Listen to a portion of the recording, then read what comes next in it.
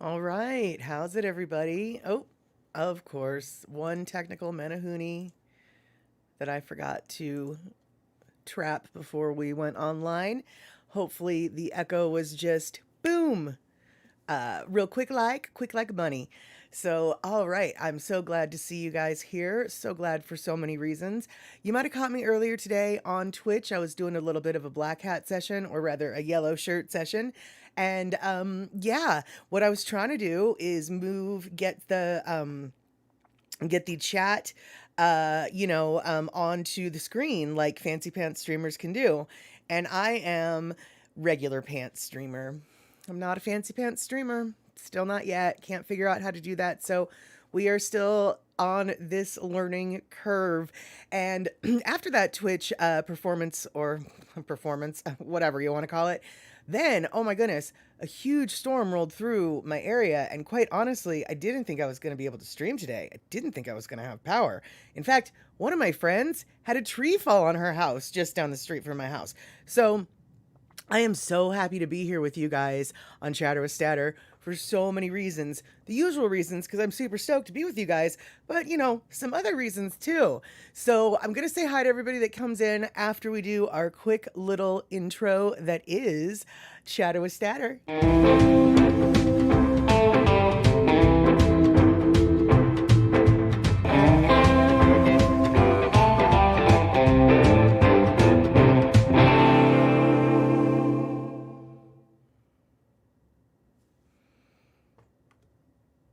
All right, I kind of got distracted. I hope that didn't I hope the kitty cat didn't stare at you with its green eyes for very long, because I was busy reading the instructions or reading the chat, which may or may not include instructions. All right, but first we're gonna say hello to Terry Gilmore, who's finished walking 10 kilometers and husband ran 20 miles. They're gonna go grind now, so they might miss the beginning of the show. That makes sense, and that is okay. I hope you grind something good. I had some beef stew and rice earlier today, and I still have some leftovers on the stove. Deb E, good to see you here.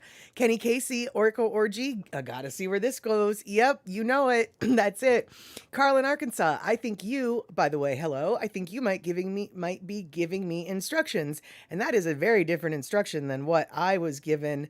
And I'm going to write that down. I don't know whether or not I'll be able to try it on this stream, because this stream, I don't understand why this is, but when I'm streaming on Twitch, I can actually comment from Streamlabs, but when I'm streaming on YouTube, Streamlabs doesn't like me to comment. So I'm not sure whether or not I'm going to be able to do what you're telling me, which is call_me. Don't know what that means exactly, but I'm going to give that a try next time I'm in the black hat / yellow shirt session. So, Terry in Scotland, good to see you again. Terry was here earlier to see a lot of what I wasn't able to do earlier today. And let's see here. It looks like Ann Ware and Elaine have come in here. Perfect, perfect, perfect. Andre, yes, it's raining like cats and dogs here, over there in Oakland.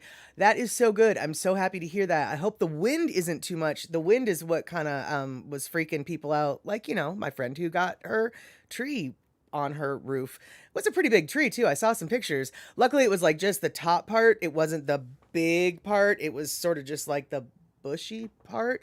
So it doesn't look like the damage is nearly as bad as it could have been. So that's good. And nobody was hurt. But still, it's no fun to have a tree fall on your house thanks to the wind.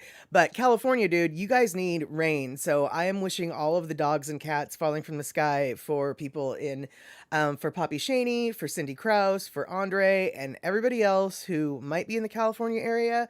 I hope you're getting wet. Yes, there we go. Let's see here. Um, all right, so it looks like, um, oh, Shock, good goof afternoon, Shock. Good to see you here. Excelente. Yes. Now, ooh, hold on. Let me say, okay. All right. So many thoughts to say, so many things to say. Belly Bear, good to see you. Yes, the storm did hit me. My boss has no power. My friend has a tree that fell on her roof. But literally, and my friend was kind of laughing at this, the tree like fell on her roof, and then basically the wind stopped and the sun came out. So neat. So it looks like where I am, I'm in the last part of the storm, but the storm is heading north, I think, and it is kind of a big one. So I don't know who else might still be in the line of fire, but I think looking in the direction of where weather comes from, it looks like the skies are bright, considerably brighter than they were earlier today. So I think it's been weathered. So Yamamoto-san, good to see you again. Yes. Shock, you got Vindaloo? Okay, that sounds spicy, and I'll let you have all of it. If we sat next to each other at the dinner hall, I would not be sneaking off your plate at all. Um, oh, Carl is just trying to use the Shaka emoji.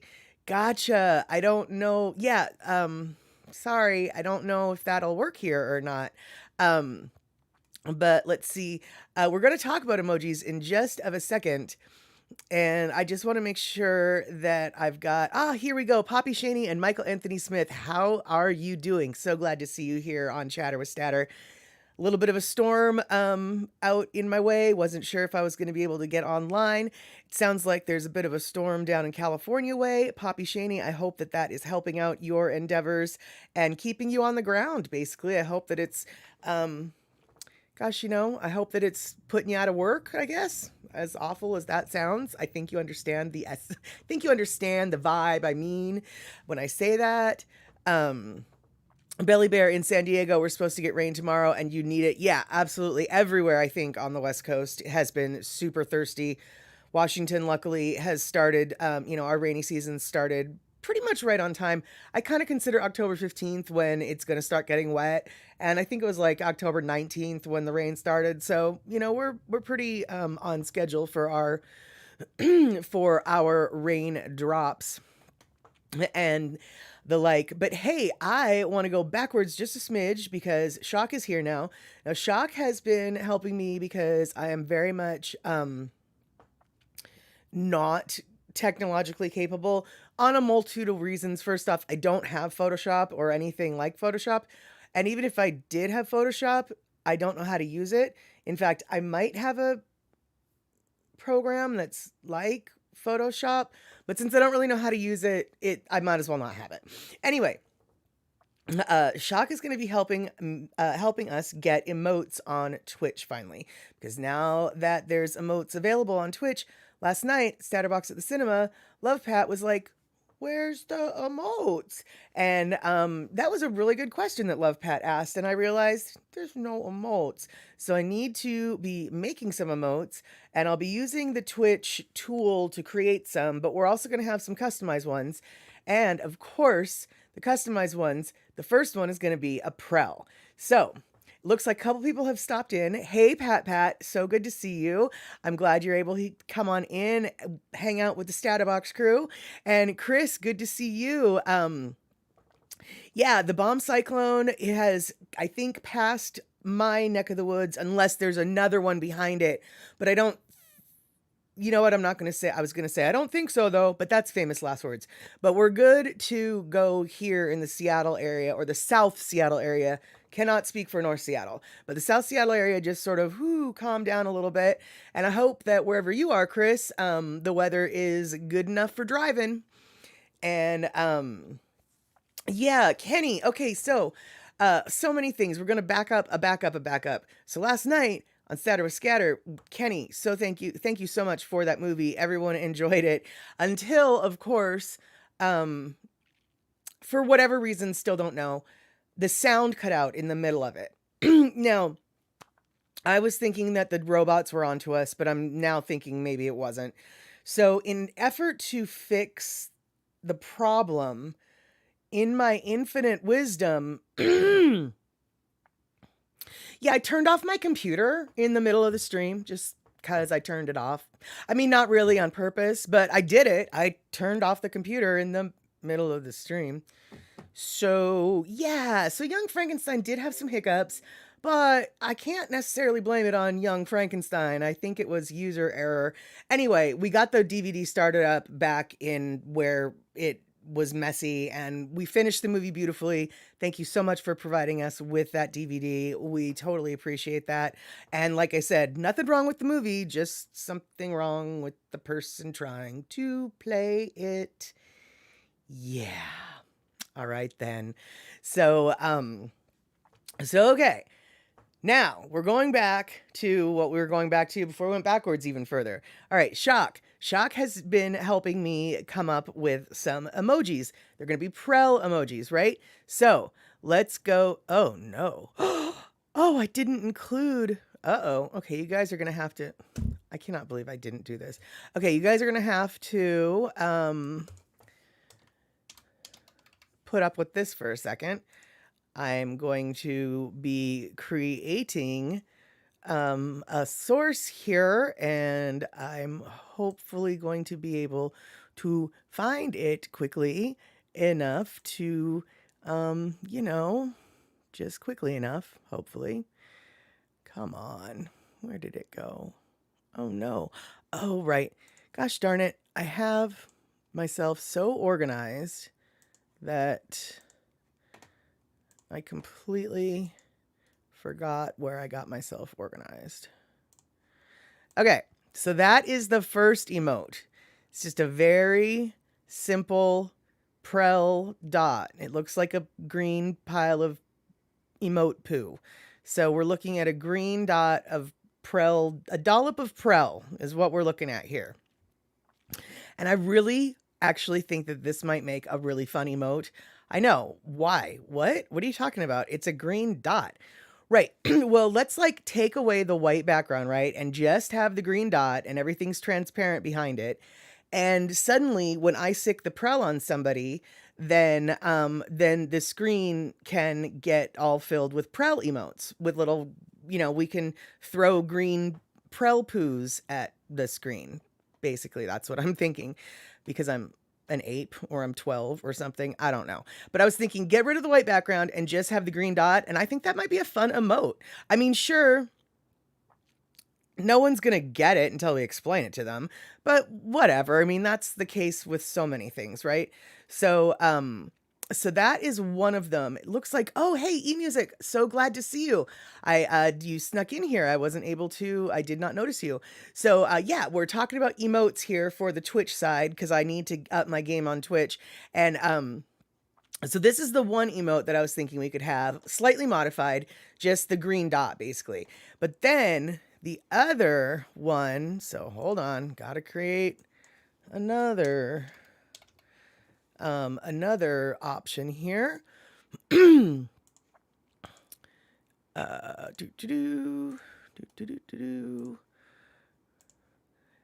this one,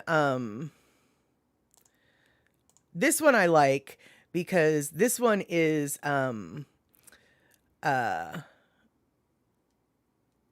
hold on, wait. Okay, so anyway, all right, hold. I'll read that in a minute. Gosh, I'm getting distracted by the chat. Okay, so this one was where Shock showed off some particularly awesome creative license here, and some tech and skills. Instead of Prel, it's Pret, and obviously you can see the little crosshatch that was added beautifully, I might add. Not only does the color match really well, the style and the shading and everything, at first glance it totally just looks like that's how it's supposed to be. So I like the Pret, but I was also, after I slept on this for a couple days. Okay, yeah, actually eMusic's asking Pret. Okay, yeah, let me explain that. So, the reason why Shock put that crosshatch over to make it Pret is because one of the rules of Twitch emotes is no logos and things like that. And Prel technically is, no brand names, no logos, no faces of celebrities. These are not things that you're allowed to make an emote out of. Well, Prel is a brand name, and this is their logo, sort of. Now, first off, this particular logo, I have gone through, and it's no longer trademarked. The trademark expired in like 2017 or 2007 or something like that. This trademark is no longer covered. I actually gone down that rabbit hole. So I'm okay with that. But the name Prel is still technically not legal. So Shock decided to put that crosshatch over to make it Tease and make it Pret. After I thought about it for a couple days, I was wondering, and I am willing to take this risk, I was wondering, I think I might like this logo better if we take away the crosshatch and take away the last L. And then that way it's just Prel, Prel. And that way, the continuity of me sicking Prel on you and the words coming out of my mouth would match the logo on the shampoo bottle. So, or the emote, I mean. So, to go back, all right, we've got our green dot of poo, Prel poo, and then we've got Pret, and then we've also got the alternate Pret idea, which we don't have a picture for yet, which is just the one L. So, you know, imagine this without the T and just one L. And what I want to know from you guys is if which one are you feeling more? Which one do you think?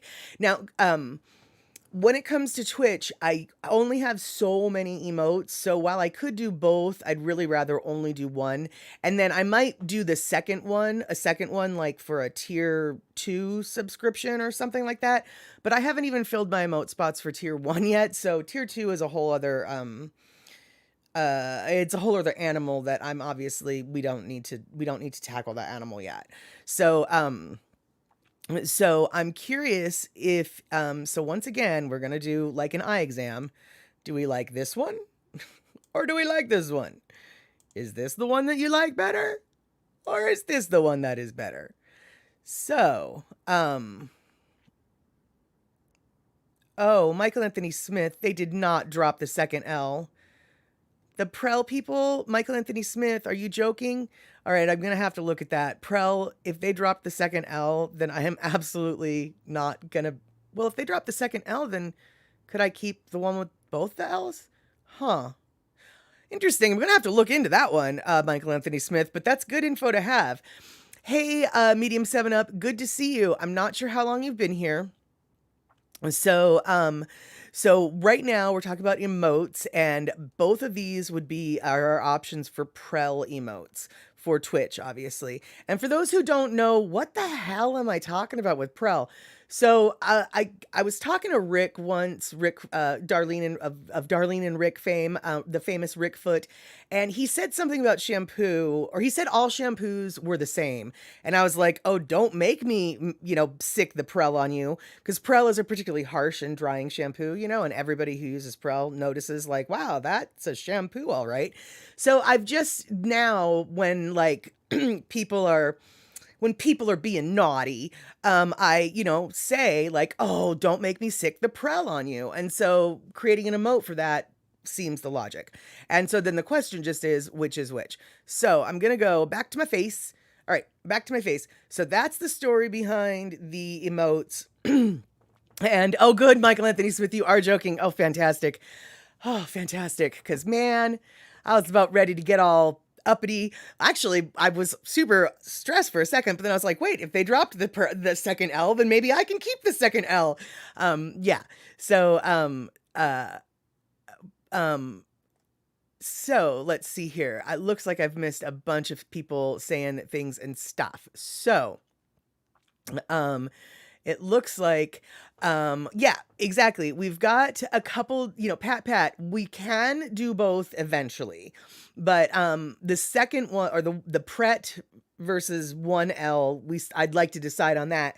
And like I said, we're going to only do one at first, and then we'll bring the second one in, I guess. So, let's see here. So I like the blob as the Prel emote myself. Looks like Andre might also not mind that. Let's see here. Yeah, I know eMusic didn't Shock do a great job on that T in Pret. I mean, because I don't know if you guys can see it, but if you look at it closely, like she's even got the silver highlighting around the edges. It was really done well. So let me see here. Looks like Shock likes the Prel dot. Kenny likes the Prel dot. Let's see here. And Aware loves the Prel poo dot as well. But the name will show up as an emote much better. Yeah, see, that's kind of the argument I was having with myself as well. Yeah, I guess, but I don't know. Maybe, I mean, I suppose we can always switch out the emotes. So if like the green dot doesn't work, we can do the other one or something. Not sure. But yeah, exactly, Darlene. Tier 2 down the road. We deal with tier 1 first. Um, so it looks like Terry in Scotland, Prel poo in 22. Okay, so um eMusic, can we put the green blob on the flower of the Prel? The singular L Prel. I see what you did there. Well, now that's an idea that we can definitely run with. So there you go. That's something to take into consideration. As Shock said, these were just like concepts, nothing is final. And so that's why we're running it through the focus group, as it were. So let's see here. Belly Bear, how about Prel? Oh, well, let's see, Prhell. That's actually not bad either. And in fact, I might use that as part of the emote name just to get around any kind of Twitch issue, because I know that Twitch is fairly lenient with their emotes, because I've seen stuff that looks like a Burger King logo that says Banger King, right? So I know that like you can get close, you're allowed that. And so yeah, I'm gonna hold on, I need to write that down. Per hell. Yeah, that might be a really good idea in case they don't like me using the word Prel. Um, oh, Kenny Casey, you bring up a good point. We could do Prel with 3 L's as well. Although I don't know, I'd have to look at the label again to see if we could fit it in and make it look right. So let's see here. Laboratory Prel, Peterborough Renewable Energy Limited, UK, Prel Production Robots Engineering Limited. I'm not sure that those. Oh, shut up, Andre. You with your like real stuff and things telling me that there's actually other. Okay. So Andre has basically just posted what looked at first like a bunch of gobbledygook. But I realize now what he's telling me is, oh, there's companies named Prel. Don't be thinking you're clever getting around Prel with Prel. I think that that's what he's really telling me. And if that's not what he's telling me, that's what I'm picking up, even though that's not maybe what he's laying down. So, yeah, Darlene, exactly. He was giving her a hard time when Darlene argued with Rick that shampoos weren't all the same. And I came in and came in with the threat of Prel, and then eMusic swooped in. I came in with the threat. eMusic came in with the action. Oh yeah, she swooped in with an actual bottle of Prel, and Rick. Yep, Rick knows what's up now. And he knows he don't want the Prel. Yeah, Shock, you're right. You'd have to rebalance the left-right alignment, I guess. I mean, I don't know. I mean, yeah, to make it look right. We'll figure it out. So, oh, Belly Bear or Prel, like a cat purring, plus I don't mind that either, because, I mean, I think we all know I am that crazy cat lady. So yeah, see, okay, we've got a bunch of different ways. Okay, cool. I'm glad that we're talking about this. We've got a bunch of different ways. We've got the Prel, yeah, exactly, or Prel. Yeah, I see what you're doing there, Anne. Yeah, there's a bunch of different ways we can get around the Prel word. It's just a case of what the actual picture is that we want to do. So yeah, I'm liking what we've got here. And let's see here. Yeah, Shock, we could change Prel to Prawl or Prawl, but I don't like, I mean, I say, don't make me sick the Prel on you. So I'm kind of really stuck on somehow, if we're going to use the word, I kind of want it to be somehow a Prel, be it with 1 L's or 3 L's, or an alternate spelling or whatever. So,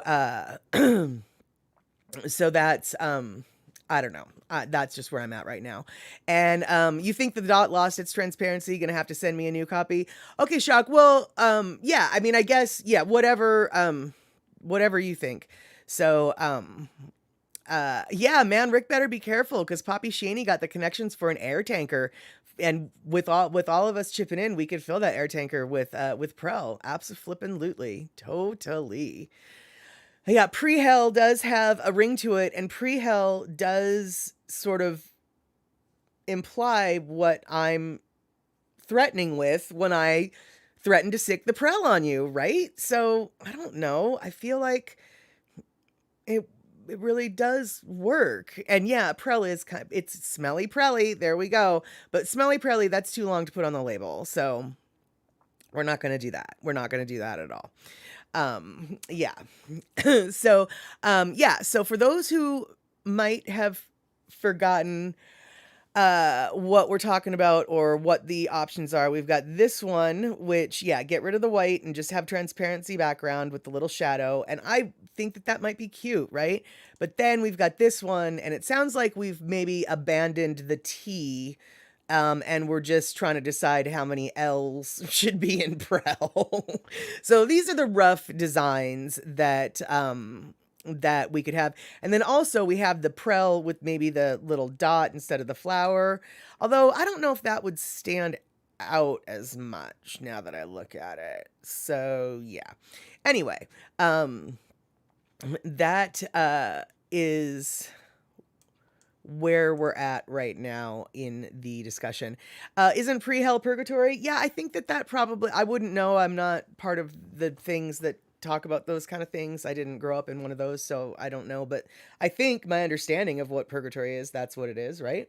Or actually, it's not even pre-hell. It's sort of, isn't it like, see, I don't really know what it is. I thought it was like, it was just like, you might go there or you might go there. Right now, we're just sort of trying to decide where you fit, where we have room for ya, kind of thing. We need to balance the books.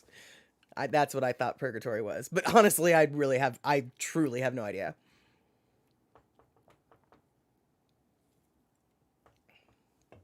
Yeah, Kenny, exactly. Nobody wants to be the victim of a flyby prelling. Absolutely. Okay, Anne, see, you say it's more like pre-heaven. Um, uh, medium 7 up. I didn't grow up in one of those. Yeah, I know. I don't, it's like, I don't even know what to call them, because every time I call something, like I get in trouble for it.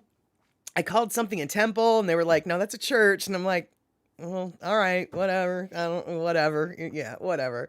Um, yeah, um, okay, yeah, okay, well, okay, Belly Bear, yeah, actually, I was thinking that too. Belly Bear says just adding suggestions for the verbiage, not so much as to change the logo that Shock made. No, I was thinking that too. If we somehow do keep the Prel in the logo, when you, as you know from emotes, you have to have like a description of the emote so people know what they're emoting or whatever. And so I'm going to have to write the word. And so having it written in a slightly different way, I think, this is a good track. I'm glad we're having this conversation. So instead of the dot, put the green blob in. Wait, the dot on what? Hold on. Let's go back. The dot, you mean like the trademark dot? Or do you mean the flower dot? What dot do you mean? Because I'm assuming you mean that this is the green blob that you're referring to. I'm assuming, right? Or are you saying get rid of this green dot and put in a green blob? At which point, I don't know what green blob you're talking about, Michael Anthony Smith. Give me more details. You might have a good idea. I'm just not sure I know what the idea is yet. Hey, Lena Gile, good to see you. Aloha from San Diego. I hope We were talking about weather earlier, and I hope you get rain soon because it sounds like you need it. And if you don't want it, well, I'm sorry, then I'll take back that wish. Hey, Patrick McCleary, good to see you. Haven't seen you here on this stream for a little while. I'm assuming that you have power down where you're at, and I'm going to guess that the storm has probably passed where you're at. I know that I got quite a few hours of some interesting weather, but now I think I keep looking at my window, hoping that I'm right. Now I think the storm may have passed. Let's see here. Okay, Pat, you have to go back to work. We will continue to keep you updated on the saga of the Prel emotes. And let's see. Kenny Casey thought that Purgatory was a ski resort. All right, there you go. Okay, you meant the flower. Okay, okay, there we go. Yeah, someone else suggested that too, and so I think we might play around with that concept as well. But I'm not sure the green blob will be as noticeable as what it is when it's on the label. That being said, I'm not so sure as a standalone it's going to be as noticeable as what it is either, considering how small it's going to be. So there's a lot of I don't really know, but I really do like the idea of a bunch of green squirts of Prel blobs flying across the screen. Speaking of flying across the screen, that's another thing. I mean, we're sitting here talking like, oh yeah, this will be great if we do this. Yeah, that'll be great, except for I don't even know how to get the emotes to fly across the screen. So I'm all big talk and everything, but I don't even know how to do what it is that I have grand visions of doing. I'll learn. I hope. Oh, Belly Bear, thank you so much. I keep forgetting to tell everyone these things. Definitely put oh no, what is going on? Definitely hit the like button. And by the way, you guys, am I echoing because my mixer is showing like I might be echoing, and I don't want that. So is there an echo? So, and Patrick, yes, you don't look like you've got a lot of hair to be prelling it up, but they do still make it. Absolutely. Yes. Yeah, okay, good, Lena. Yes, exactly. It never rains in Southern California. You do need it. It's all good. I'm glad that you aren't offended by my wish for you. Okay, so no echo. All right, then I will not push any buttons. I don't like what I'm seeing on the mixer, but if we don't have an echo, then I am not gonna mess with it at all. Excelente. I like all of this. No, you are fine. No, no, no. Excellent. Normally I don't like to hear no, but I am really happy to hear the words no right now, or see the words no. Whatever. Okay. Oh, shock. You uploaded the Prel dot and it's for sure transparent now. Okay, cool. Excellent. Fantastic. So, I'm not going to download it, and we will have to revisit the Prel dot emote at a later date with the newest update, but you've all seen the vision that I'm hoping for. And so, we're all on the same page. And hopefully next time I'm on Twitch for a Black Hat session type thing, there will be some emotes for folks that I will have created. They might not be the Prel emotes, but they'll be the little put together emotes that Twitch Studio provide, or not Twitch Studio, but that Twitch itself provides in their creator dashboard. Still haven't managed to figure that part out either. So, okay. All right. So now that we have confirmed that I have no echo, what we're going to do is we're going to go back and we're going to talk a little bit about orcas. Yes, that's right. Orcas, because I did tease you with an orca orgy. Now, first off, I need you to know, I really don't want you to Google orca orgy. That was a mistake.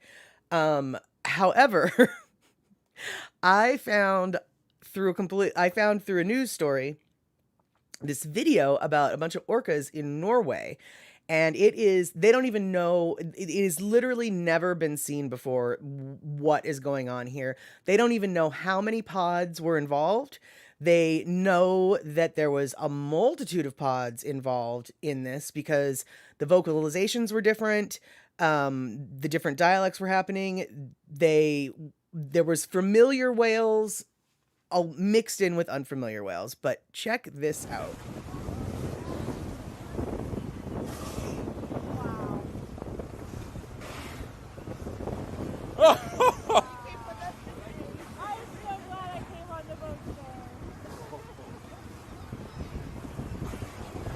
Wow!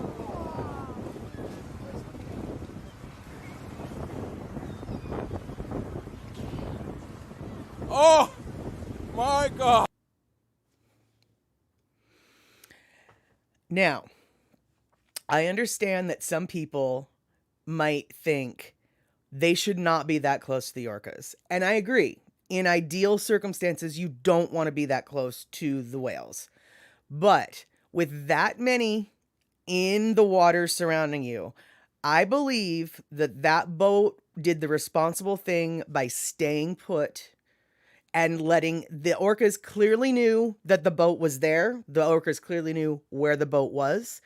I have no boating or maritime knowledge. And someone who does, and if what I'm about to say is wrong, please pipe in and correct me. But in my opinion, that boat, though they were too close by US standards, I don't know what Norway's standards were. These were waters off of Norway. That boat should not have been that close. That is correct. On the other hand, moving out of the way of that mass of sea life, to me, seems like it would put the whales at more risk than just floating in place. Now, like I said, I don't know what I'm talking about. And if somebody with much greater seafaring knowledge wants to chime in and say, oh, you just gave the wrongest advice ever, then please come. I want to know. But to me, it seems like let's just stay here and let this pass, because I don't want to hit a whale with the boat, right? And yeah, so what happened was, yes, you belly bear, good eye, lots of birds, also mealtime. Yes, there was, they hypothesize that what was happening was, because it's, I guess, like herring season or something in the area. They hypothesize that there was a huge school of fish that both the whales and the birds were feasting on, because they couldn't figure out any other reason why such a mass of mixed pods, as we've talked about a lot, or as I've talked about a lot, the last couple of weeks with the orcas. As a general rule, they have their own groups and they hang out with their own peeps or with their own whales or whatever, porpoises, dolphins, they hang out with their own kind. And so to see all of these different groups so close and in proximity to one another, they're not sure if there was also breeding going on during this, feasting time. But basically it was a free for all of, intensity, be it feasting on the sensual pleasures of life or feasting on the fishy pleasures of life. There was basically an orgy going on in Norway with the orcas in that whole situation. I think that video was taken in September of this year. So let's see here. It actually, that's so funny, Michael Anthony Smith. One of those whales did look like it was laughing and saying, "Oh my God." Yeah, it kind of, yeah. Kenny Casey, I think getting that close to the orcas is kind of flirting with disaster. Yeah, I don't think that I think that the boat, from what I read with the article, the boat was attracted to the birds. And so they, kind of went over there to see what was up. And then they realized what they had done. And they were like, oh, well, now we maybe better just not do much. And the orcas really, I mean, they were obviously, it was a dive boat. The dive boats aren't tiny, and the orcas were really obviously there to eat. I agree though. That many orcas would in the water and I'm in the boat, I would be heart racing with anxiety. There's no two ways about that. Um yeah, I wouldn't like that at all. Um so uh so yeah, and exactly, if they motored into the crowd of orca, that's right. That's not okay. But from what I read, they didn't intend to motor. I mean, they did kind of motor into it, but that wasn't their intention. Their intention was like, oh look, there's the birds. And then once they realized what they had done, they were like, okay, well, we're not getting in the water to dive, but we're also, um, yeah. So okay, Poppy Shaney, Mad Statter, he says we went whale watching, and the captain kept the proper distance. Suddenly, there were a few whales right next to us. Right. Yeah, exactly. The captain stopped the engine and floated to avoid hurting the whales. Okay, cool. Yeah, so that's like that was my instinct, was just like, wow, that boat really is not supposed to be that close. But on the other hand, once you are that close, and there's so many of them, I mean, good lord, if you were only, if you knew that there was only two of them and you could see that there was two of them and the two of them were right there and you could like back away, then that's one thing. But I just don't think that they were in a position to go in any direction without risk, right? That's just what that video looked like to me. So, Andre, don't Norwegians still eat whale? I'm not really sure. I know that, well, first off, it wouldn't be still, it would be once again, because from my understanding, there's kind of a worldwide ban on eating whale meat, with the exception of native populations. I know that in Washington, not only, are you not allowed to hunt whale unless you are part of the Makah tribe or the tribes along the Olympic Peninsula. Not only you're not allowed to hunt the whale, you're not even allowed to possess the meat. Like like an eagle feather. It's just like, yeah, you ain't supposed to have that. So what are you doing? So I know in the United States, whale meat is completely illegal outside of the native circuit, as it were. And I don't know what Norway's laws are. I know that recently, and I know that Japan has been breaking that law internationally for quite some time. But Japan basically is, I think, the only country that, even when the law was in existence, they were like, yeah, we're not following it, so get over it. I think Norway respected the no whaling law. I mean, I feel like those laws have kind of laxed up a little bit. So maybe they do in Norway. I wouldn't be surprised if they had a cultural history of eating whales in Norway. But honestly, yeah, I don't know. Um, um,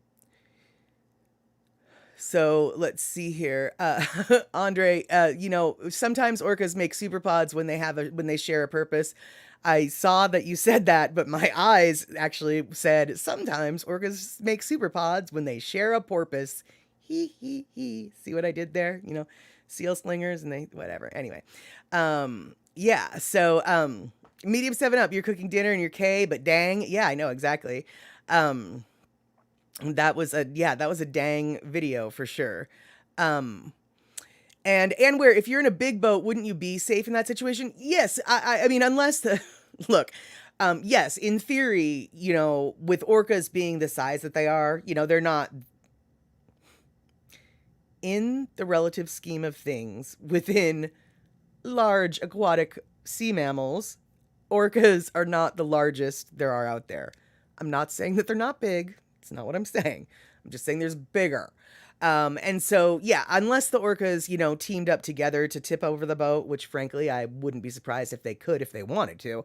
I don't think that anybody in a big boat like that would be at any risk. The bigger risk would be starting the engines of the big boat and getting a whale caught up in that.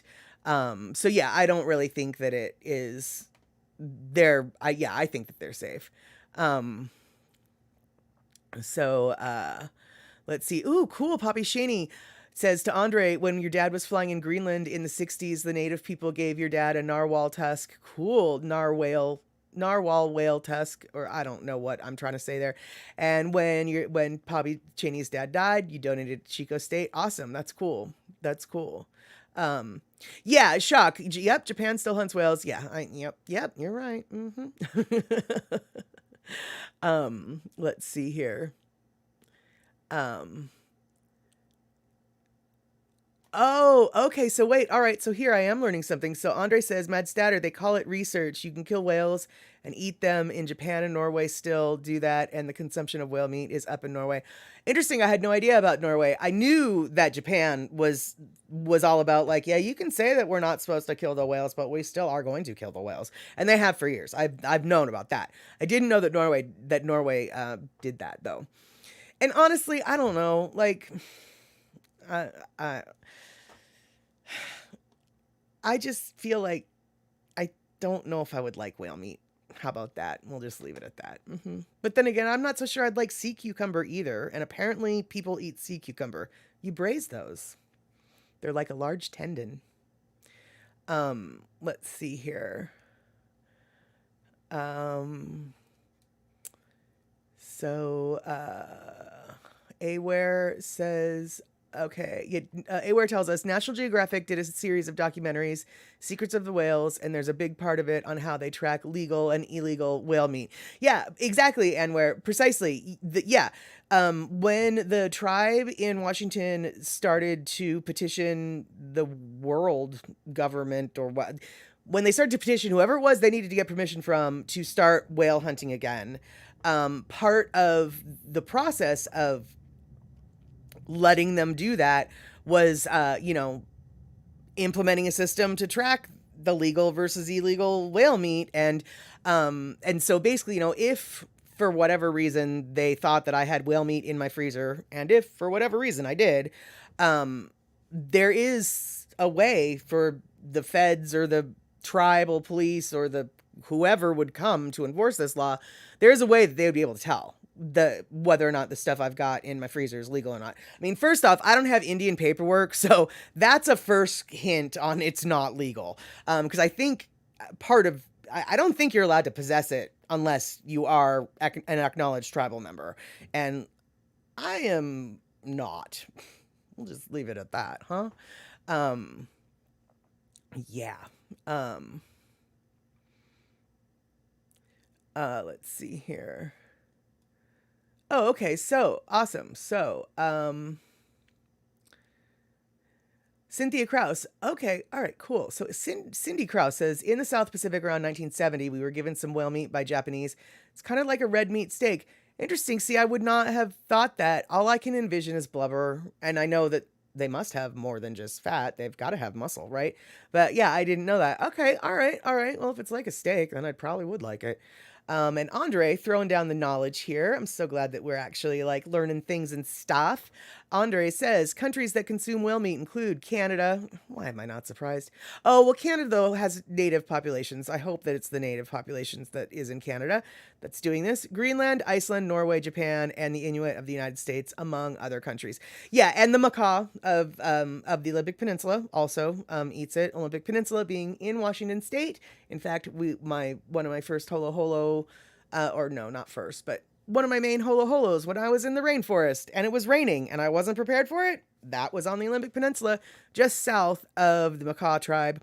We were more in the Quileute, or Quilicene, no, we were in the Quileute, I don't know how to say it, sorry. I'm going to say Quileute, tribal area, and then the Ho tribal area. And I'm not sure they are allowed to hunt whales.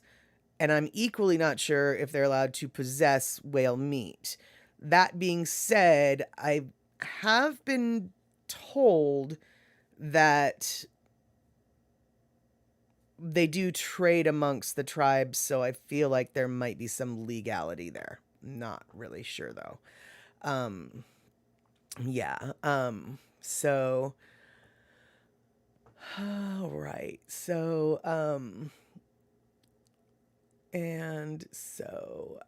let's see here. Well, yeah, okay, since whales are mammals, the meat looks like mammal meat. Well, sure, but mammal meat doesn't all look the same. I mean, pork looks very different than steak, and bear looks different than deer, I mean, we all got different kind of muscles. Let's see here. Uh, um, yeah, no, I see, okay, so Darlene, yeah, see, you guys are like way more logical than I am. It's like you guys are envisioning mussel. Darlene's like, I envision more like salmon and other seafood or fish. Right. But they're not seafood and they're not fish and they're not chickens either. So, they're not gonna have meat like that. So I understand, it makes sense. They're mammals that they're gonna have meat more like more like us. But I mean, there's there's a reason why humans are called long pork as opposed to, tiny cow, because our meat is more like pork than it is like beef. And both cows and pork or pigs are mammals. So, mammals are different with their meats. And that was really a macabre, you know, uh, explanation for how meats are different. But there you go. Yeah. All right. Speaking of we're going to rewind a little bit and we're going to talk about the Olympic Peninsula. Speaking of the Olympic Peninsula, I didn't get any video when I was there, but the Olympic Peninsula has one of the one of the only, or actually, like, yeah, the only concentrated herd of what's known as Roosevelt elk in the world.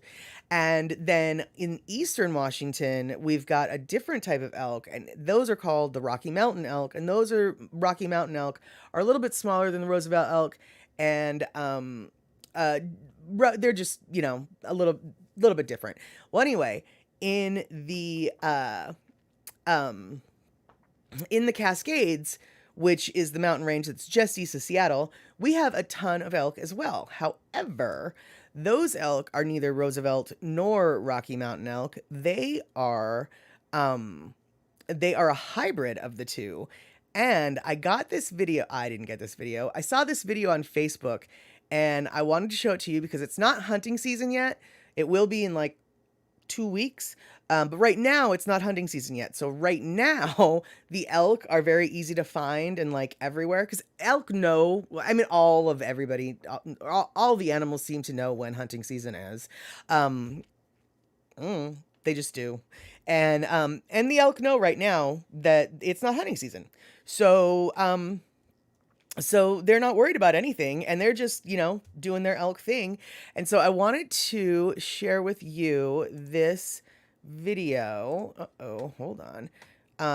This video. Uh-oh, god dang it, I'm getting ahead of myself with the tech. This video, can I say this video anymore? Anyway, here's a video of elk, and I don't know whether or not the sound is going to be on it, that you'll be able to hear it, but oh my goodness, their little clippity cloppities of their hooves or whatever they're called, whatever their feet are called. Oh, it's so cute. So may I present to you the kind of elk that we have right near my house.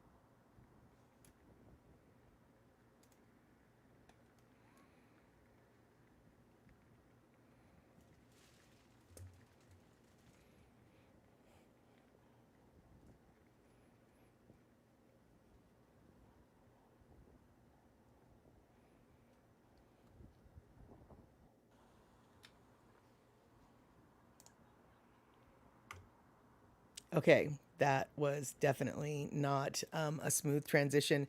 So, what mountain is that in the background of the elks? Well, gosh, that's a good question. And honestly, I have no idea.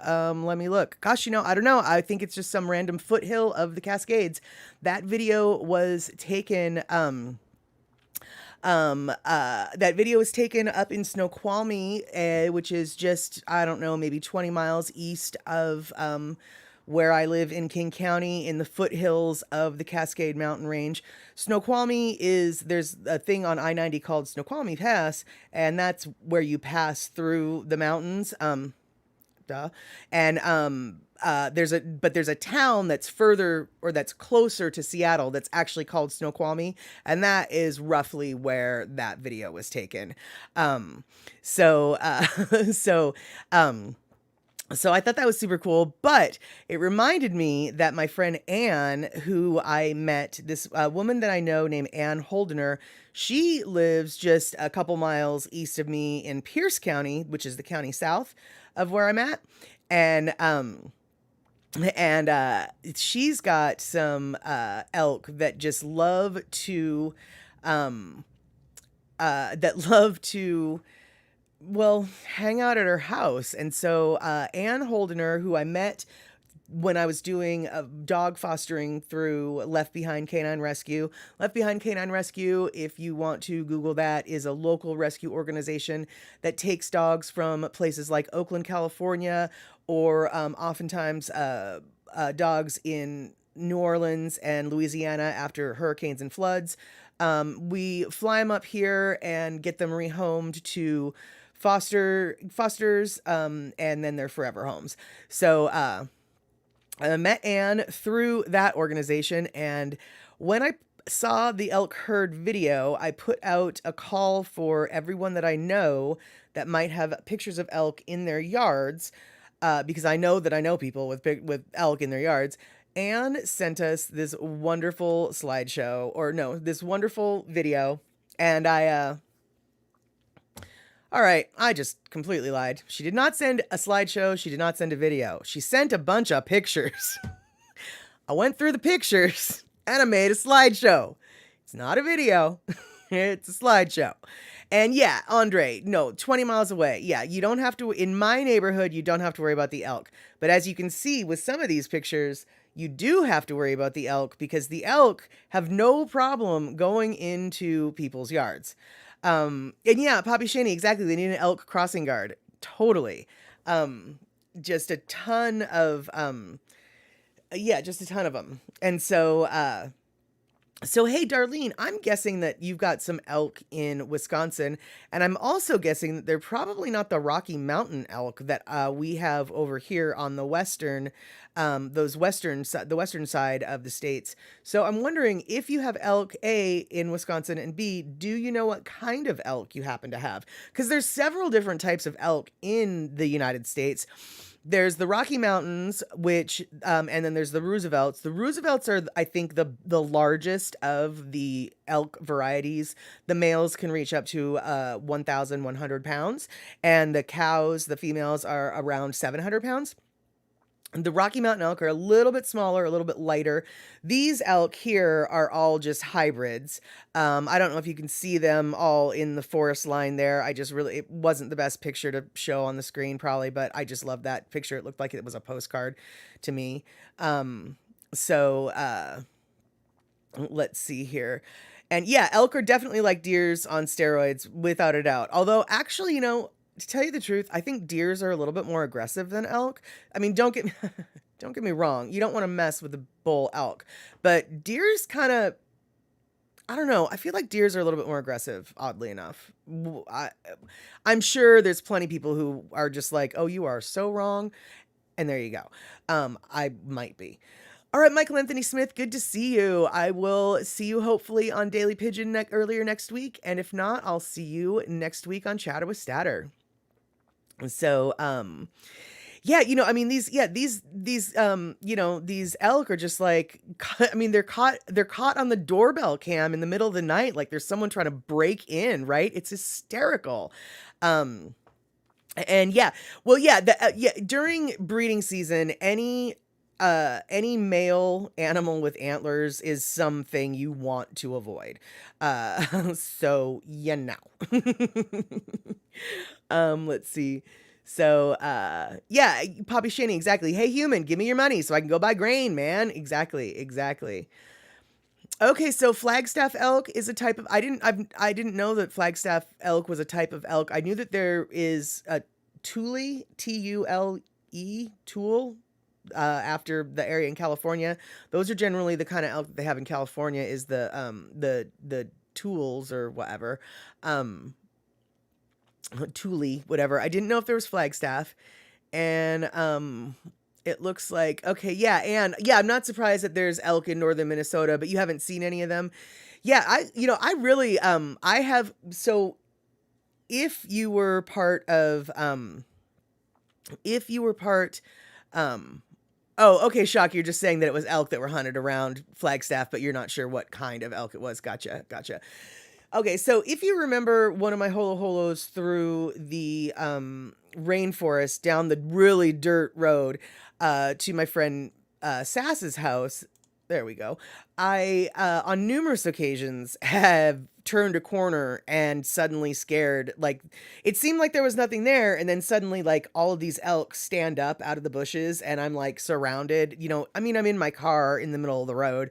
But yeah, elk definitely on the Olympic Peninsula are very easy to accidentally run across. So you haven't seen any in northern Minnesota. Honestly, it's maybe better that you haven't.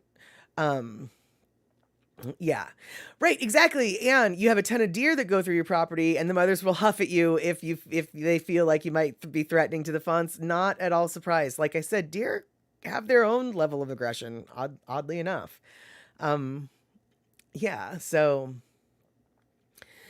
Andre, yeah. So the tool. So I don't know how to. Is it tool or is it Thule? I don't know how to say Tule. But yeah, I knew that it was tool elk in California, and I'm not surprised that their territory is dried to a crisp, and they're feeling some negative consequences from that, which really sucks.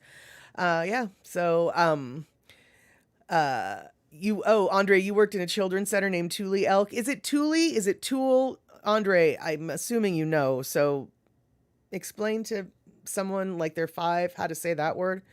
Yeah.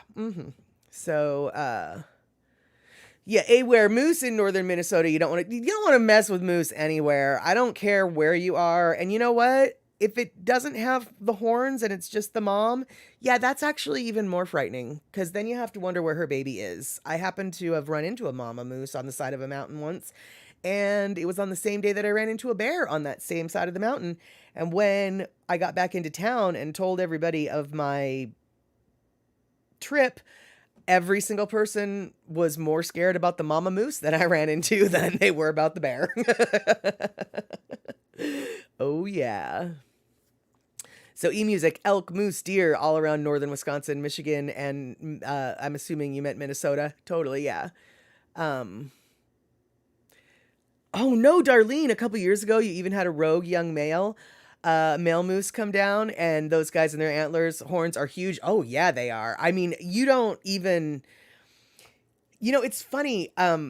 People who have never seen a horse before are always surprised at just how big horses are.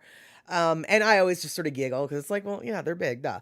And yeah, some horses are even more remarkably bigger than other horses, totally. Um, but when I saw the moose and just how much bigger it was than a horse, than an elk, than anything I'd seen alive with fur on it ever in my life, it it really was breathtaking, and not in a good way, more in an anxiety-ridden, "Am I gonna die? I can't really know if is it safe to breathe?" kind of way. Oh, yeah, uh-huh. Um, oh, wow, Poppy Chaney, that's neat. Where you grew up in northern Cal, Siskiyou County, we had lots of antelope in addition to the deer and the elk. Interesting. Yeah, I haven't seen yeah, antelope, that is definitely nothing we have up here that I know of. I mean, maybe in Eastern Washington, maybe? I don't think so though. Okay, Andre, good. Thule elk. Thank you. I knew I wasn't saying it right. So, there we go. Um uh uh-oh. And you had a fawn fall in one of my shallow window wells, and the mother tried to attack you when you tried to lift it out. Yeah, I'm not surprised, but can you tell me what a window well is? What's a window well? I don't know what a window well is. Um, did you mean wishing well? No, I bet you didn't mean that. Because why would it autocorrect? Yeah, what's a window well, Anne? Um, yeah, Kenny Casey, you are a smart man. Don't square off with Bullwinkle or his wife. Yeah, Bullwinkle may not seem like this, sharpest tack in the box, but that doesn't matter because he's bigger than you. Way bigger than you. Way bigger. Trust me.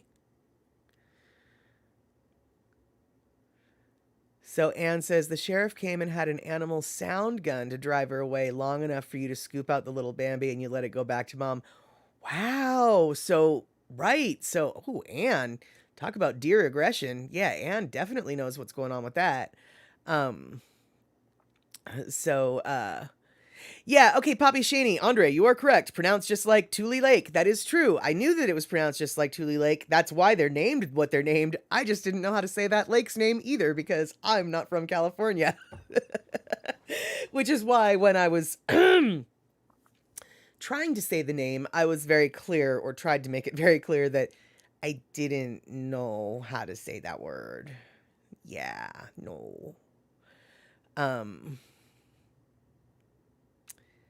Let's see here. Yeah, the bear went over the mountain to see what Mad Statter was doing. Well, Mad Statter was on an ATV going down the hill, and the bear decided to eat some berries, and then I scared the bear away. That's what happened there. So, let's see here. Poppy Shaney's telling us about while he flew into Sitka, Alaska, and after you landed, there was an airport truck going up and down the runway shooting off M80s to scare away the bald eagles. Alaska Airlines was landing in a few minutes. Poppy Shaney, from my understanding, now I know that from a continental United States perspective, this is like horrifying. But to people in Alaska, I've known plenty of folks who've lived in Alaska. Honestly, eagles are like seagulls to them. They're a nuisance flippin' bird.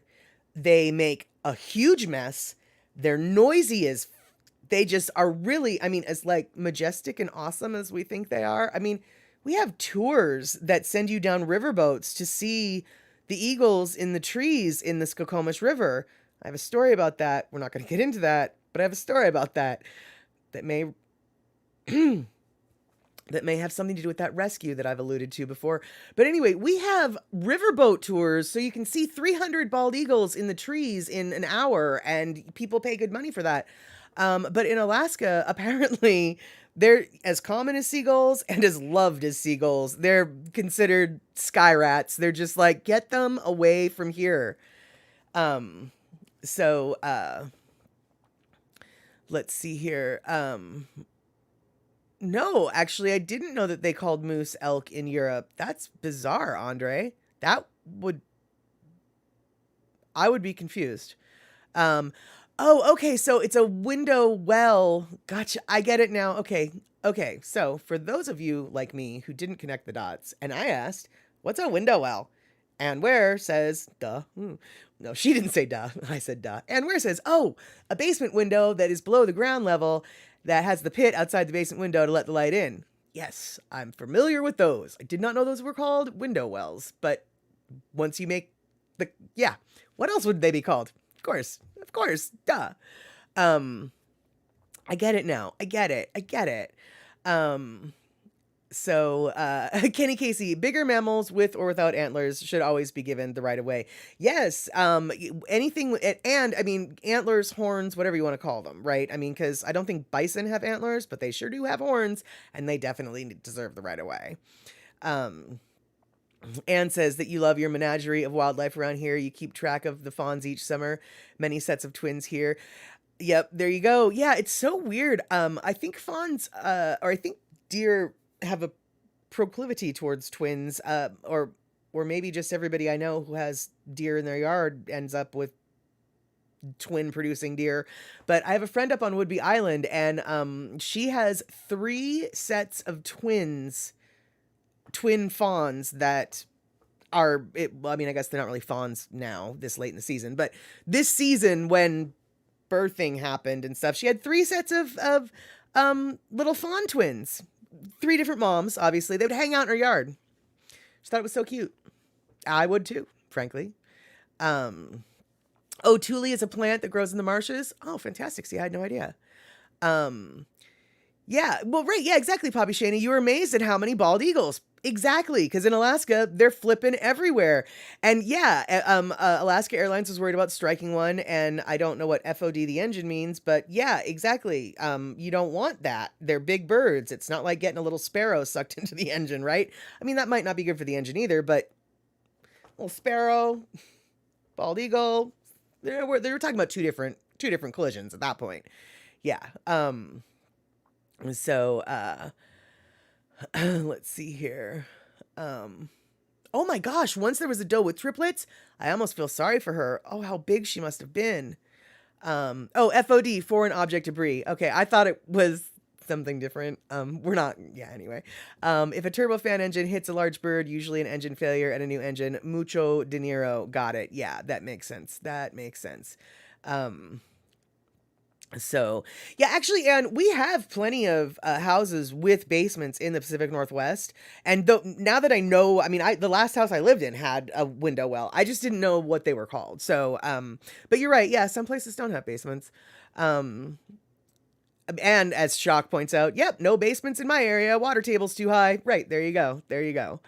Um, Last year I went through a yeah. tornado. Andre, the I've never basement been in through your a area is called a tornado. cistern. They That's sound funny. like freight trains out there. Um, Well, I'm so, from Texas and I had never been through a tornado. oh, When I was Darlene, on my interesting. They houseboat, I say had it's a also houseboat, which depends on is the health of really the just a ecosystem, the numbers of trailer on multiple floats. births in regards to food and the health of the animals, etc. And Well, about kind of makes 2:30 in the sense. That morning, makes sense. That makes sense. I woke And up well, and heard a speaking freight of train coming down whale our or lane. no, well, I'm going to speak of whales again. So yeah, talking about birth and babies, etc., etc.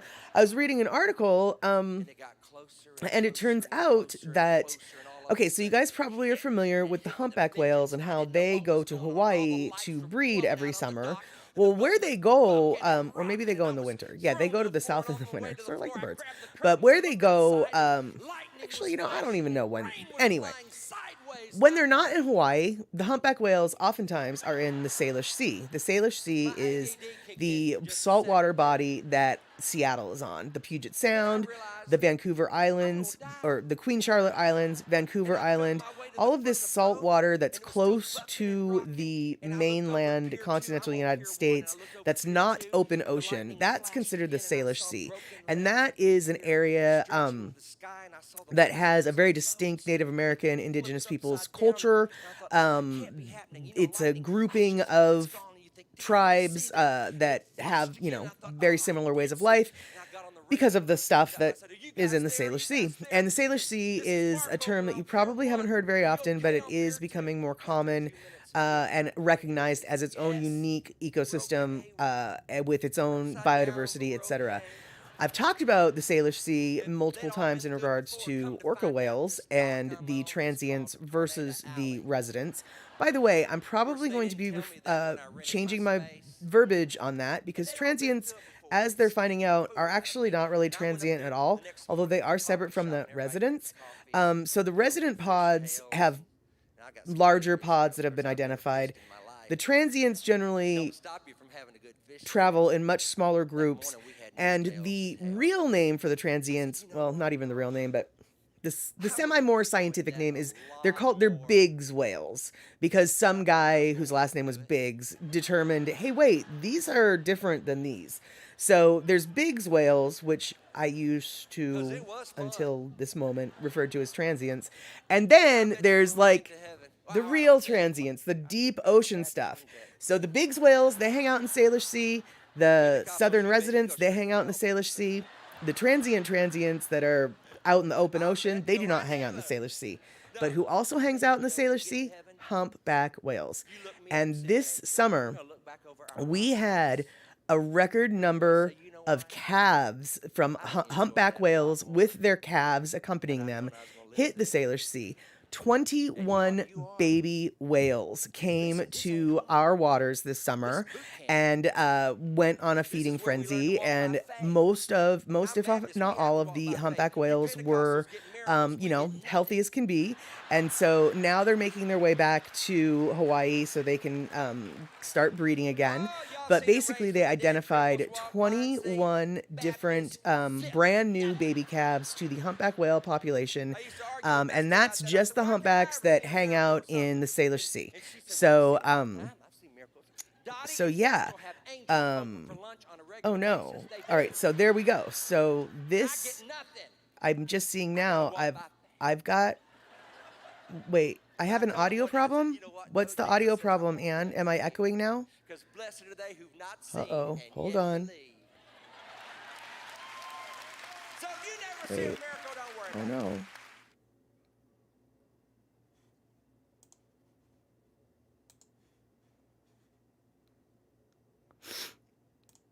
Sorry about that. Yeah. Oops. Oops. Oops. Oops. Oops. Yeah, it's gone now. I didn't turn it off, so sorry about that. Yikes. Uh-oh. So did you hear me talk about the humpbacks? Did you hear me talk about the humpbacks? I was so excited to talk about the humpbacks. So yeah, I'm gonna read the chat while I feel silly. And then I'm gonna see if you guys heard anything about the humpbacks. So let's see here. Oh no. Do we have a secondary audio? Yes, you do. You have a secondary, not anymore. No, Anne, it's not just you. There was another guy talking. All right, let's see here. Kenny says, in the spring, people flock, no pun intended, to Marble Falls, Texas to watch bald eagles mating. Guess that makes it kind of hard for the eagles to get their freak on, what with everybody watching. It's funny you should say that, because I don't know if you guys remember how horribly difficult we've been told forever that it is to get pandas to mate in captivity. Like, apparently they just don't do it. Well, during the COVID lockdown, when like nobody was at the zoo, apparently like all the pandas were just like, finally some privacy. And a couple pandas actually like, started to get it on. And it turns out pandas are just super shy and they just don't want to flip an audience when they go do it. And that's the only reason why it's been so hard to get them to breed in captivity, is because there's too many flipping people watching them. I think it's funny. Yeah, so there we go. Thanks guys. I really wish that I didn't babble for so long. It looks like this particular issue was an issue, wasn't it? Wow. All right then. Yes. All right. Good. I'm glad that the other program was more in the background. You try to do a stream. You try to think you know what you're doing with the stream. And then you forget how the internet works or something. I don't know. Thanks. But anyway, yeah, humpback whales, 21 babies, which is super awesome. So I was excited about that. Yeah, exactly. I can't blame the pandas either, Poppy Shaney. It's like, they finally got some alone time. I hope that like they use this knowledge to somehow like give the pandas, it's like, oh no, this panda exhibit's closed for this 3 months where they, might breed or whatever. Like, I hope that they use this. Now that they know this, I hope that they utilize this knowledge, because from what I understand, like it's the captive breeding program that's keeping pandas alive. So we might as well, have the pandas assist with the captive breeding program, shall we not? And plus, it's got to be a little bit more fun to do it. Even if it doesn't successfully lead to a pregnancy, it's still, right? Like, just go turn off the light and close the door. Let the pandas have their thing. Panda chicka wow wow. Exactly. Belly Bear, the gorillas in the zoo down here used to pick up their poop and throw it at the onlookers. Honestly, if I was in a glass containment and, if the roles were reversed, seriously, it's just like, what do I have to, I don't, like, when I see videos of zoo animals messing with the people behind the glass, like the ones that fake charge or whatever, I don't blame them. That's funny. It's just like, yeah, I'm going to mess with you. You sitting here staring at me all day. I'm going to mess with you for doing that. For sure.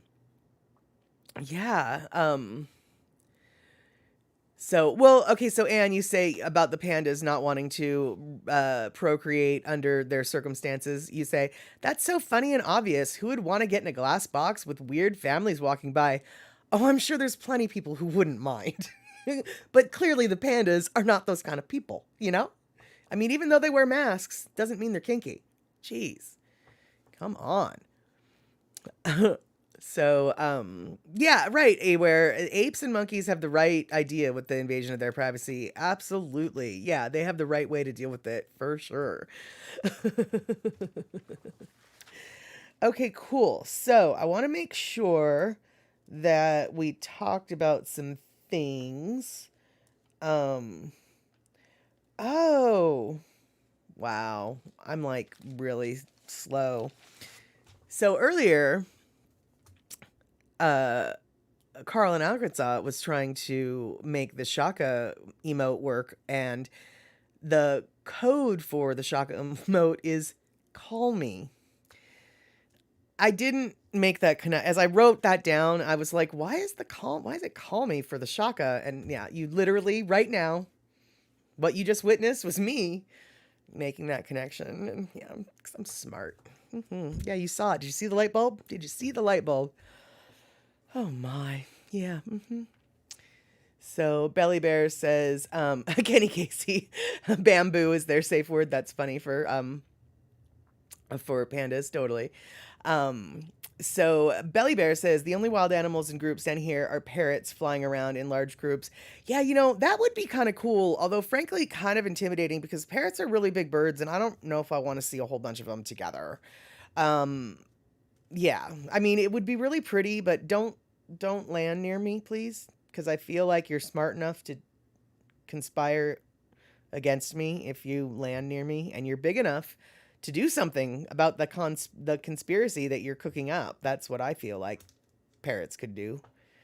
Um, so let's see here. Darlene, Rick really doesn't like the zoos. He feels they don't have the best care or living experiences, especially compared to their normal lives.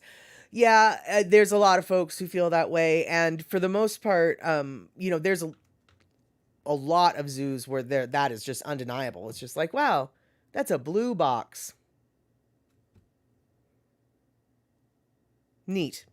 Whereas others, other zoos have, interactive display or, enrichment for the animals, more natural displays, etc., etc. But even still, it does kind of break my heart to see, a lion, no matter how natural the circumstances, or an elephant, no matter how natural the circumstances, that elephant is still confined to like less than an acre of land. When an elephant can walk for how many miles in a day, it's just like, yep, stuck in the same room. I'm just walking the floor, just yeah. I mean, even no matter how nice the atmosphere is, it's still, you're stuck. You're not wild and free.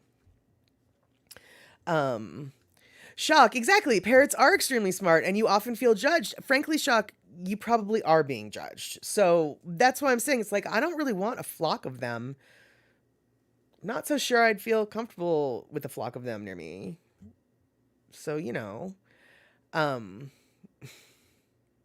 yeah, Andre, exactly. People throw poop when you lock them up too. Precisely. I mean, I'm not, yeah, that's not really, a horrible thing to expect when you've been locked up. I mean, it's a horrible thing to think about, but yeah, yep, that's what happens. Mm-hmm. So, Andre, yeah, now see, that is so weird that you've got parrots. I still think it's so weird that you've got parrots that far north. I know we've already talked about this, why it's happened, etc. I still think it's weird. And you've got, yeah, flocks of crows and ravens in San Francisco. I question how many ravens you have in San Francisco. I'd be willing to bet that the majority of them are crows. Ravens generally like much more forested and wooded areas. Crows prefer more urban landscapes. The crows have a little bit of a different call and are a little bit larger, but for the most part, they're very, very difficult to tell apart. And one of the only ways that an amateur or even an expert can tell them apart when they're in flight, that is the shape of their tail. So like if their tails are squared off here we go, squared off, sort of like that is a crow. But if they're more diamonded, they're longer in the middle, or they look more like a diamond, then that's a raven. So, now I'm not saying that there aren't ravens in San Francisco because I do know that San Francisco does have some wooded areas and ravens do pop up in the middle of urbanscapes when there is a nice forested area. I happen to have a couple ravens that hang out in one of the parks, literally in the middle of town in Burien. So, it's possible that San Francisco has some ravens, but I'd be willing to bet that you're probably seeing more crows than ravens. And I know that people are like, well, ravens are really big and crows are really small. No, crows can be huge. So, so you know, but like I said, I wouldn't be surprised if there was ravens, but I would be surprised if there was lots of them in San Francisco. That being said, I am not an expert on wildlife when it comes to the San Francisco area. I still have a hard time believing that you've got flippin' parrots. So, um, yeah. Oh, okay, Belly Bear. The parrots aren't too big. They're just the green ones. We have a morning and evening rush traffic. Yep, exactly. When they all land in the surrounding trees and they all talk, they almost sound human. Oh, I'm sure. Yeah, it's probably similar to what the crows do around here, which is the crows, and I'll bet you the parrots too. They probably all roost in one, secret location that nobody's allowed to know about. And then every morning they leave that area and they all sort of like, take a route and then disperse at each tree stop. Because in the Pacific Northwest, where in my neighborhood area, the crows do this every day at not at the same time of day, but at the same time relative to sunset for that day, when the sun is a certain angle in the sky, basically, they start flying back southeast, and then in the mornings they fly northwest, and they hang out in all these places and disperse. But then every night they all they like there's a few of them that are the furthest out go hang out at a tree and meet up with more, and then that group then goes to a tree, and that group gets bigger, and then that bigger group goes to the next tree, and as they get closer to the roost, the flock just keeps getting larger and larger. And it's super cool to watch. I can only assume that's what it sounds like the green parrots do. So uh let's see here. Okay, cool. So Shock is telling me that a lot of the SF parrots are actually conures. The cherry-headed conures were prominent in the documentary The Wild Parrots of Telegraph Hill. Interesting. We'll have to watch that. Let's see here. Yeah, Kenny, exactly. Well, I'll tell you what, Kenny, like Kenny says, I would rather risk my own life to see an animal in its own natural habitat than to see it at a zoo or an aquarium. Well, I mean, all my best stories come from running into animals in the wild, right? You never heard me talking about, well, that time I saw the beluga whale in the Point Defiant Zoo, which, by the way, I saw a whale once in the Point Defiant Zoo, but that's not the whale that I told you about. No, I told you, oh, look, there's a beluga whale in the Puget Sound, which is sort of its natural habitat. Yeah, I don't know. It's ain't nobody talking about their zoo animal experience, right? Um, Kenny Casey, the first rule of Raven Club is nobody squawks about Raven Club. Fair enough. Fair enough. Let's see here.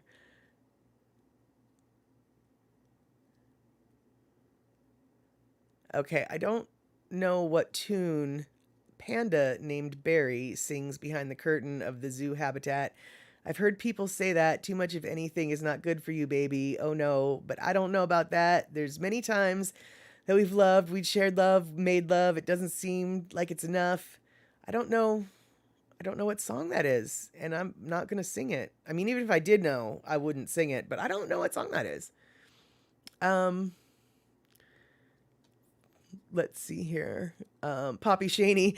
Okay. Mad Statter, can you please send me a transcript for 3 units of animal science? I'm really digging all the cool info this evening about animals.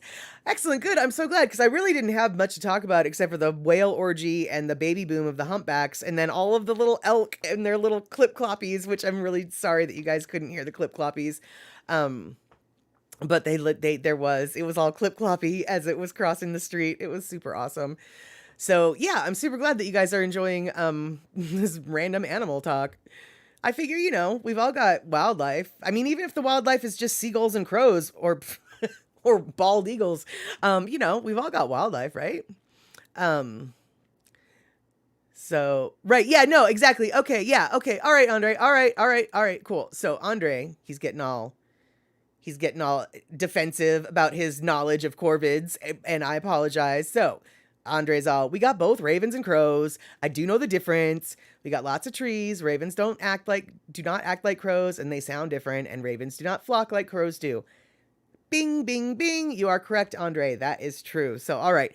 The reason why I brought it up is because a lot of people refer to crows as ravens, and it's a little bit of a pet peeve of mine. So, I wasn't sure.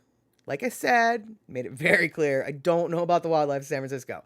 So, I wasn't sure what was going on with you calling the ravens ravens, but I now have further confidence that your ravens might indeedy be ravens because you are hitting um all the points of what it makes ravens well, not make state ravens different than crows, but ways to spot which is what in the wild.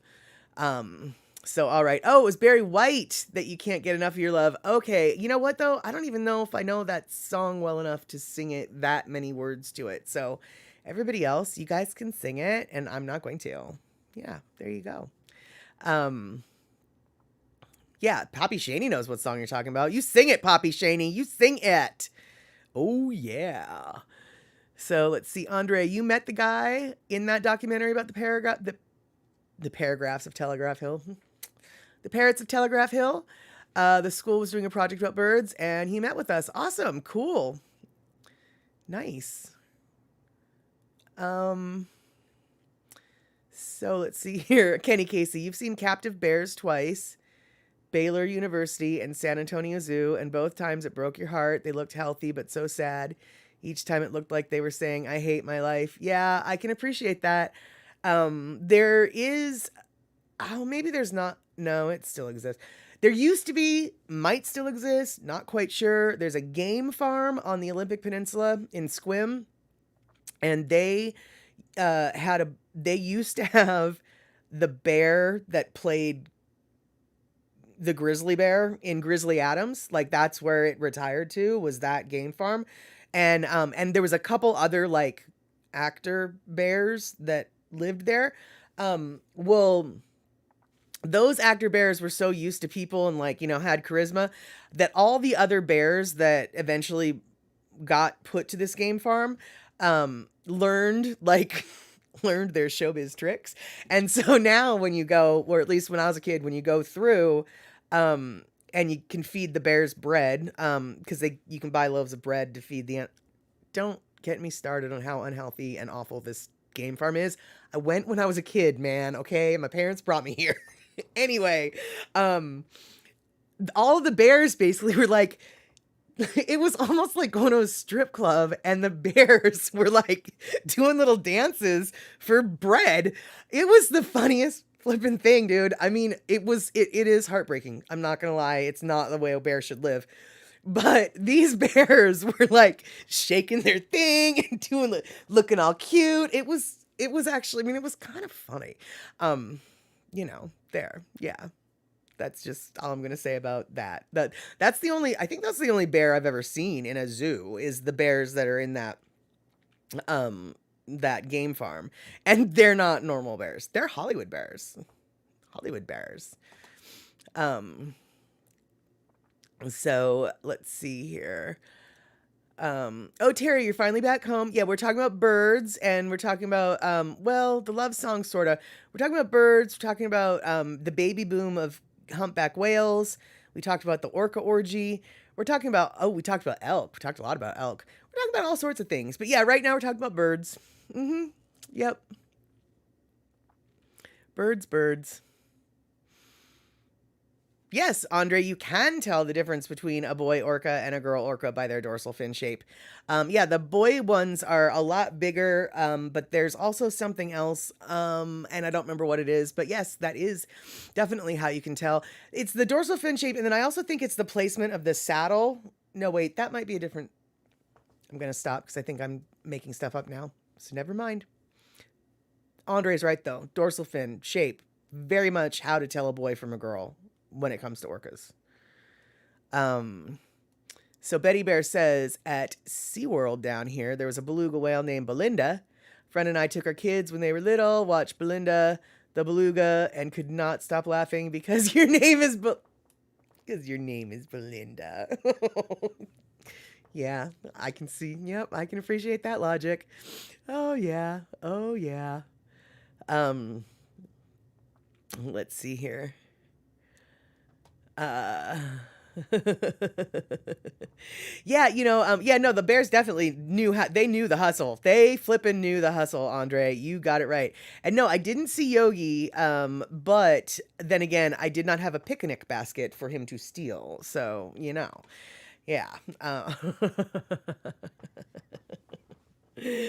All right. Well, hey, it is a little bit after 6 p.m. Sunday evening. You guys probably have the rest of your weekend to wind up and get ready for next week. So I want to thank you so much for hanging out. And oh, Andre's dropping the knowledge and reminding me what I did know. And I did know that. You are correct.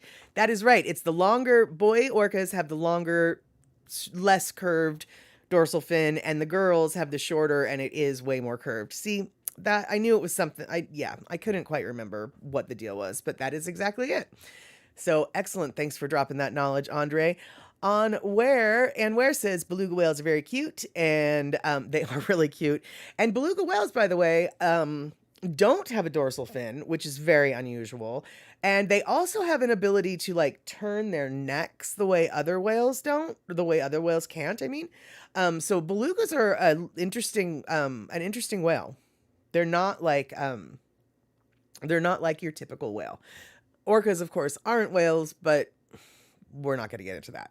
So, yeah. So wrapping it up now we go. And, and yeah, exactly. Boo Boo is Yogi's wingman when they're clubbing out at the bars. That's it. Poppy Cheney, you know it. You know it. Excellent. You guys are all awesome. I love hanging out, chatting with the Statterbox crew. I am planning on doing a little bit more Twitch learning, as it were. So I hope that we can catch each other on Twitch. Hope we're going to see you on Daily Pigeon Live next Tuesday when Andy is going to be doing his show. And if I don't see you there or then, I hope to see you next Thursday right here on YouTube, 4:30 p.m. Pacific, 1:30 on the Hawaiian Islands, 7:30 East Coast time, midnight 30-ish or so come UK time.